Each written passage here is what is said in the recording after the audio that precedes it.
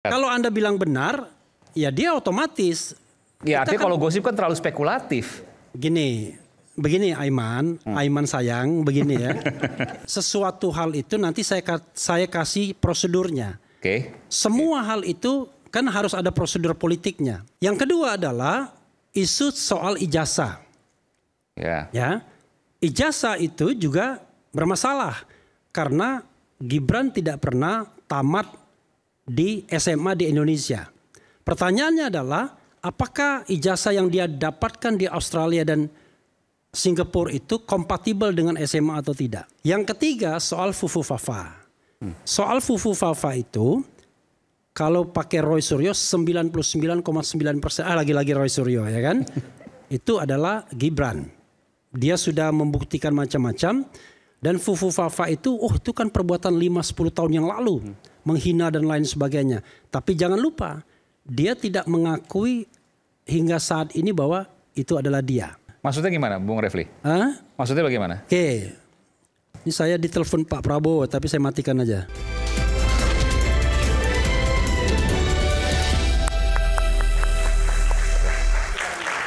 Tadi dibilang kita buka-bukaan, sekarang kita buka-bukaan. Kalau dari sisi Bung Ruliandi, nggak akan mungkin dari sisi undang-undang bisa. Karena satu paket dan seterusnya. Saya tanya sekarang dari undang-undang juga mungkin. Atau ada hal yang lain. Bung Refli Harun, pakar hukum tata negara, silakan. Tes, 1, 2, 3. Jadi kalau Cadas, kalau Ruliandi ngomong kita dengarkan. Tapi kan kita harus jujur. Beliau kan sekarang sudah di KSP. Kantor Staf Presiden. Jadi kalau seandainya ada yang membela pemerintah wajar. Jadi saya bilang he is doing his job, ya kan begitu. Nah kalau yang mau yang independen yang ini, ya kan? Yang tidak ada afiliasi politik, tidak ada keterkaitan dengan pemerintah dan sudah mengatakan tidak akan minta jabatan atau menjabat sampai 2029. Udah jelas kan? Nah karena itu saya berusaha bicara secara akademik. Begini. Kalau kita bicara mengenai undang-undang dasar itu ya, maka ada 4 klausul seorang presiden dan atau wakil presiden itu bisa dimundurkan.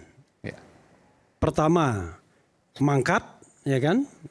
Kemudian berhenti, diberhentikan atau tidak lagi bisa melakukan kewajibannya karena cacat tetap dan lain sebagainya. Sekarang tadi Ari Puyono bilang nggak ada sejarahnya dan lain sebagainya. Jadi tidak hanya diberhentikan wakil presiden itu, tapi ada juga yang mundur. Hatta mundur kan begitu tahun 56. Kalau yang di impeach itu 2 orang, yaitu presiden ya, Bung Karno ketika dia pidato Nawaksara ditolak di MPRS diketuai oleh Hana Sution tahun 67, kemudian dia diberhentikan secara resmi dan kemudian dipilihlah Pak Harto. Kemudian berikutnya yang di-impeach itu adalah Gus Dur, Abdurrahman Wahid. Yang mengundurkan diri itu adalah Pak Harto. Jadi beda itu. Jadi 4 klausul tersebut itu sudah digunakan semua kecuali yang mangkat. Tidak ada presiden yang meninggal ketika dia menjabat. Ya. Karena itu biasa saja. Karena itu adalah yang namanya article of impeachment. Jadi kalau kita misalnya mau meminta seorang presiden dan atau wakil presiden diberhentikan, maka kita harus melihat 2 hal, substansi dan prosedur. Substansi itu agar sesuatu jadi impeachable, bisa di-impeach. Nah untuk bisa di-impeach ya 3 kategorinya. Dia melakukan pelanggaran hukum berat, berupa antara lain pengkhianatan terhadap negara, suap, korupsi, tindak pidana berat lainnya, atau lagi dia melakukan perbuatan tercela, kategori kedua, dan kategori ketiga tidak lagi memenuhi syarat. Syaratnya itu adalah antara lain mampu secara jasmani dan rohani. Ke dalam 3 klaster itulah kemudian seseorang bisa di-impeach, presiden dan atau wakil presiden. Dan perlu digarisbawahi, memang presiden dan wakil presiden itu dipilih satu paket. Kita tidak seperti Filipina yang dipilih presiden sendiri, wakil presiden sendiri, kadang-kadang tidak ada kohesivitas. Tetapi kalau urusan impeachment, pemakzulan atau pemberhentian, ya urusan masing-masing, nggak main paket, ya kan? Jadi ketika Gus Dur di-impeach, ya Megawati yang mendapatkan berkahnya jadi presiden. Ya kan? Ketika Soekarno di-impeach, nggak ada wakil presidennya. Makanya kemudian tidak bisa melanjutkan masa jabatan sampai habis waktunya. Jadi dipilih sama-sama tapi di-impeach bisa satu saja, bisa dua-duanya. Jadi maksudnya jangan kemudian kita di fait accompli seolah-olah dari hulu sampai hilir rendengan berdua saja.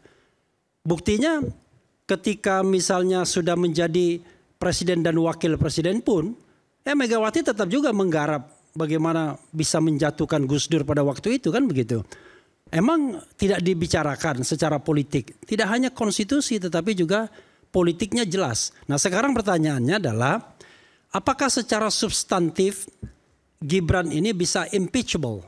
Maka kita bicara kan bukan hanya hukum yang saat ini, tapi kita bicara kemungkinan-kemungkinan yang bakal terjadi walaupun belum terbukti. Tapi saya mengatakan sudah ada yang terbukti. Cuman masalahnya ditindaklanjuti atau tidak, itu masalahnya. Maksudnya gimana Bung Refli? Hah? Maksudnya bagaimana? Oke.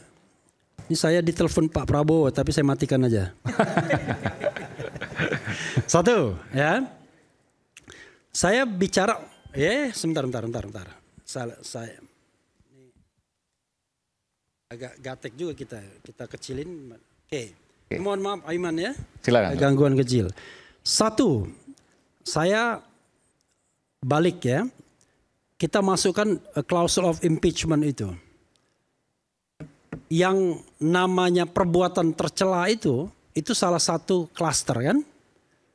Nah perbuatan tercela itu salah satunya judi, mabok-mabokan menurut Undang-Undang Nomor 7 2017.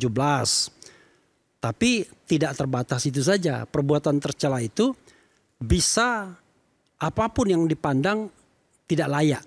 Ya kan? Mohon maaf nih. Ada wakil presiden misalnya pipis di pohon misalnya. Itu bisa di-impeach. Asal tadi prosedur politiknya jalan. Oke?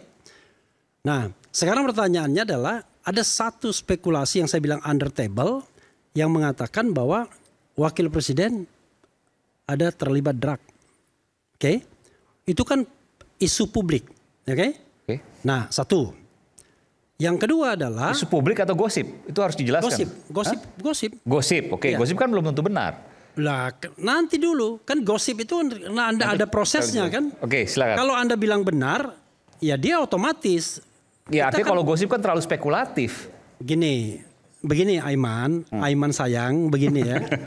Yang namanya saya harus adil juga di sini. Saya jangan kemudian gosip muncul gitu kan. Begini, sesuatu hal itu nanti saya kasih prosedurnya. Oke. Semua hal itu kan harus ada prosedur politiknya. Oke. Nah, yang kedua adalah isu soal ijazah. Ya. Ijazah itu juga bermasalah karena Gibran tidak pernah tamat di SMA di Indonesia. Pertanyaannya adalah apakah ijazah yang dia dapatkan di Australia dan Singapura itu kompatibel dengan SMA atau tidak? Kan itu juga pertanyaan. Oke. Belum terbukti, memang belum terbukti, orang belum diverifikasi. Dua. Yang ketiga soal Fufu Fafa. Soal Fufu Fafa itu kalau pakai Roy Suryo 99,9%, lagi-lagi Roy Suryo ya kan? Itu adalah Gibran. Dia sudah membuktikan macam-macam dan Fufu Fafa itu itu kan perbuatan 5-10 tahun yang lalu. Menghina dan lain sebagainya. Tapi jangan lupa dia tidak mengakui hingga saat ini bahwa itu adalah dia. Dan itu kebohongan publik dan bisa masuk dalam perbuatan tercela. Oke, 3 kan sudah. Yang keempat, kalau kita bicara tentang kemampuan jasmani dan rohani, no doubt. Secara jasmani barangkali nggak ada masalah. Tapi secara rohani kalau dia memang betul ada hal-hal yang aneh. Kalau Dr. Tifa kan selalu coba lihat matanya ketika dia bicara, ya kan? Coba lihat. Nah, maka kita bisa mempermasalahkan kemampuan rohani. Artinya kemampuan yang sifatnya tidak fisikal kan? Otak. Ya, ini supaya nggak terlalu jauh soal gosipnya. Kemampuan rohani maksudnya apa nih? Sesuatu yang sifatnya non-fisikal. Penyimpangan, saya boleh katakan itu? Ya Anda kalau ada drug dan lain sebagainya kan pasti ada masalah, benar nggak?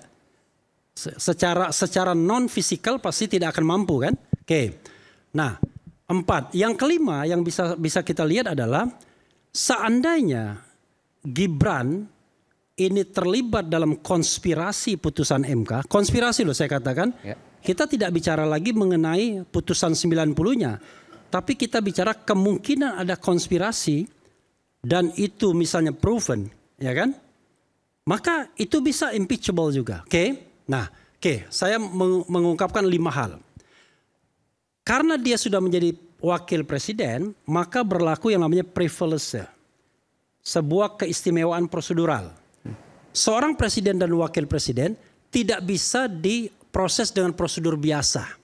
Dilaporkan ke polisi, nggak bisa. Karena konstitusi sudah mengatakan untuk hal-hal yang saya sebutkan tersebut hanya berlaku yang namanya the procedure of impeachment. Mulai dari pengusulan oleh DPR, 2/3 minimal hadir, 2/3 harus setuju, kemudian ke Mahkamah Konstitusi, balik lagi ke DPR, kemudian DPR mengundang sidang MPR. Dari sisi substansi, itu bisa akan diklarifikasi kalau ada kemauan politik. Kemauan politik itu harus ada di DPR dengan membentuk panitia angket. Oke? Dan kemauan politik itu kalau seandainya dianggap terbukti secara politik, maka akan diuji di jalur hukum di Mahkamah Konstitusi. Maka impeachment dalam era Undang-Undang Dasar yang baru ini relatif jauh lebih sulit dibandingkan pada era sebelumnya sebelum perubahan Undang-Undang Dasar. Kita ingat yang namanya Wapres Budiono mulai hari pertama dilantik itu terus menerus dilanda isu mengenai Bank Senturi. Tapi sampai akhir tidak bisa ada impeachment karena kemauan politiknya tidak ada. Nah, sekarang pertanyaannya adalah kalau seandainya gedoran dari purnawirawan ini memang kuat, bukan tidak mungkin menjadi trigger mechanism. Kalau kita bicara sebuah trigger mechanism, maka berlaku seperti apa yang dilakukan terhadap Soekarno dan Gus Dur, akhirnya di-impeach. Soekarno kurang powerful apa? Panglima besar, panglima revolusi dan lain sebagainya, semua atribut ada. Tetapi jatuh juga dengan proses impeachment.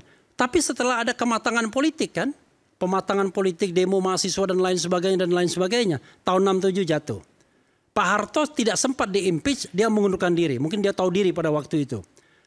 Tetapi Gus Dur di-impeach juga. Jangan salah.